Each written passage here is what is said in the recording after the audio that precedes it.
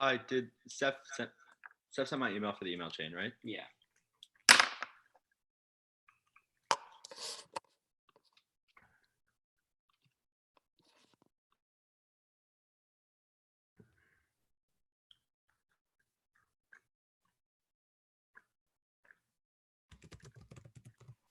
Okay, I just sent out the email. We'll let you know when we get it. Awesome.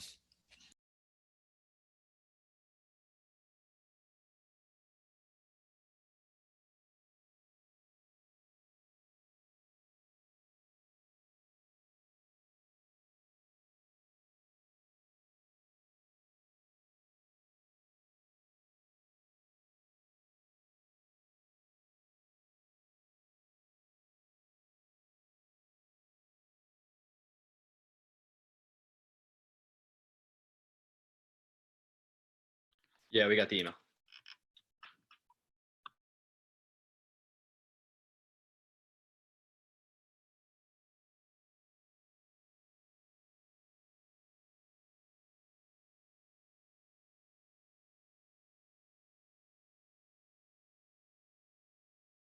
Wait, I can start whenever all the judges are good and my opponents. Give me like 1 second. I'm really sorry, but do you mind if I go grab some water? Sorry. No, you're good.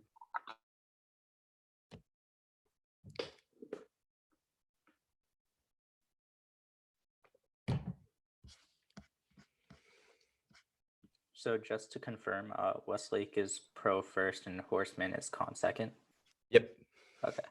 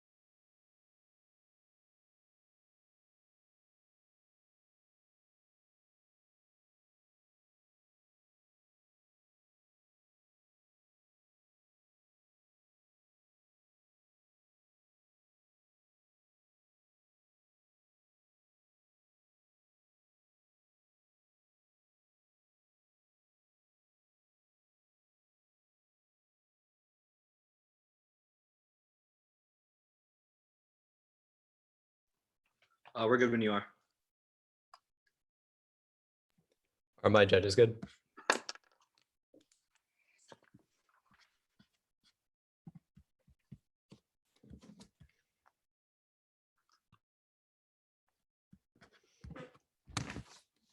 Okay.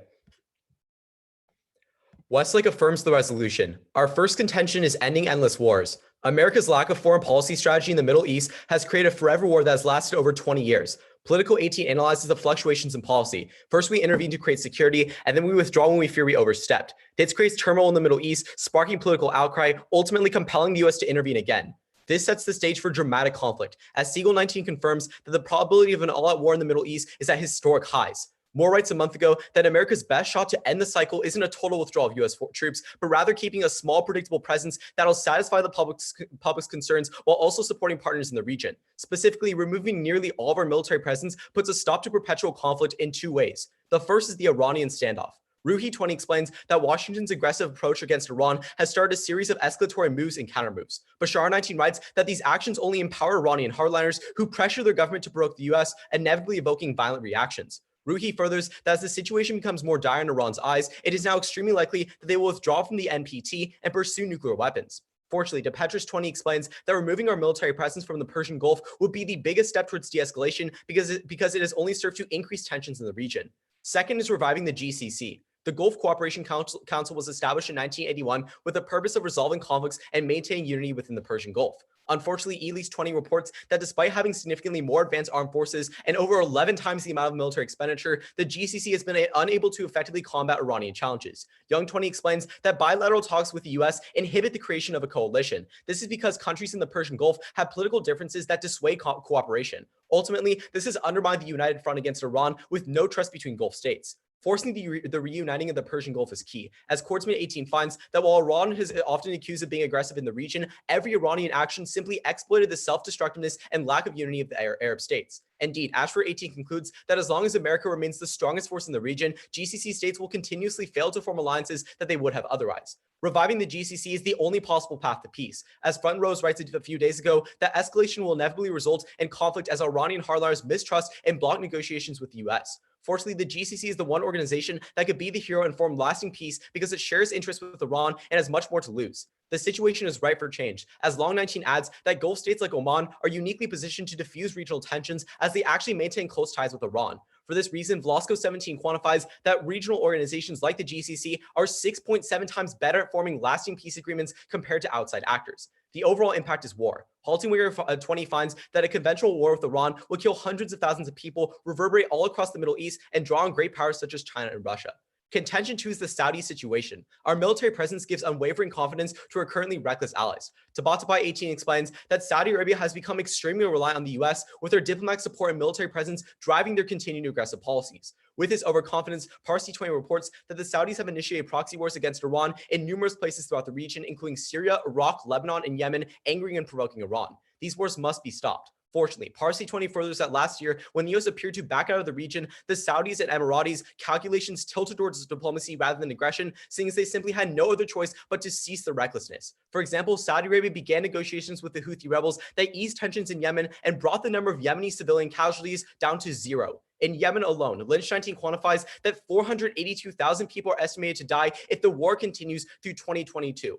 Ultimately, the Small Wars Journal 18 furthers that these proxy wars are reaching a boiling point where they could break out into an all-out war between Iran and Saudi Arabia as they continuously ease up close to their borders. For these reasons, we are proud to affirm. Okay.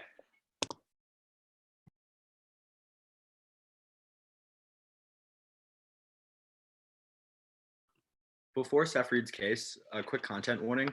Part of our case deals with issues of police brutality and police militarization. Is that okay with everyone? And that includes the observers too. If anyone has issues with that, you can put it in the chat as well. And we can have a discussion about how to discuss that properly in the round. I'll give everyone a minute to.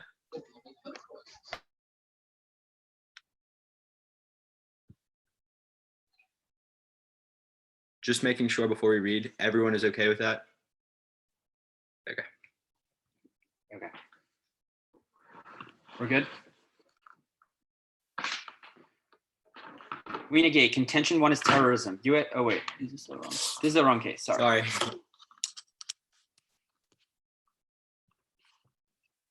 Okay. This is the right case. Now is everybody ready?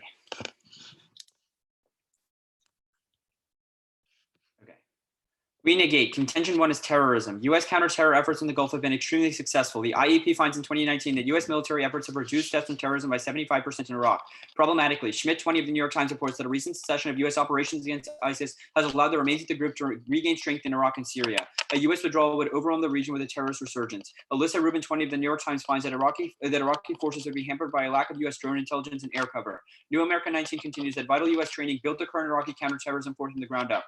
Additionally, Lewis Lovelock 20 of the Washington Post finds that the current U.S. presence in the Gulf provides deterrence. Terrorist groups know that the U.S. can attack and destroy them, which is why Belcher of LaGrange College explains that having large numbers of troops on foreign soil reduces annual terrorist attacks from 163 to 9. Walcott 19 of Time furthers that a withdrawal would create a power vacuum in the Gulf and give ISIS the ability to mount attacks, upending 5 years of counterterrorism progress. Schmidt writes that if the United States were to pull its troop presence from Iraq, the region would be left vulnerable to a resurgent terrorist wave, just like what happened in 2011 when Obama pulled out troops from Iraq.